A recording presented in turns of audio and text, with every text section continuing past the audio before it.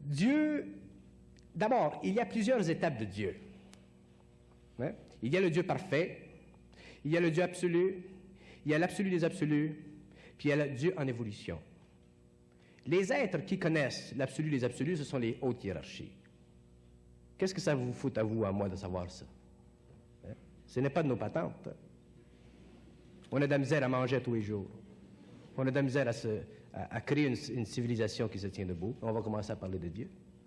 Alors, il y a des étapes. Au fur et à mesure que l'homme pénètre dans ces étapes, dans ces mondes, effectivement, il en arrive à un point où il commence à comprendre Dieu, à comprendre les lois de l'énergie.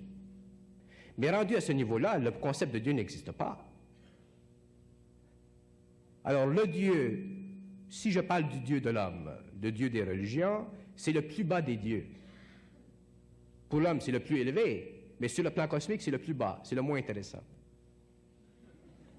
Ce Dieu créateur de la matière. C'est le moins intéressant parce que c'est le Dieu qui s'occupe de la matière.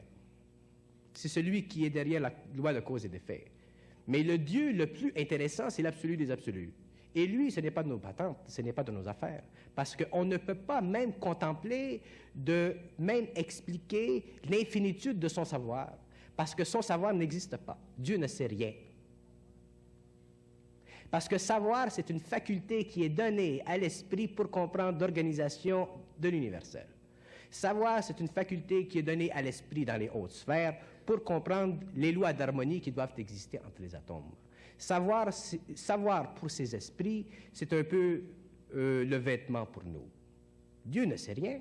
Qu'est-ce qu'il a à savoir, Dieu? Regardez, si vous réfléchissez une simple seconde sur cette question, qu'est-ce que Dieu a à savoir? Ça n'a plus de sens.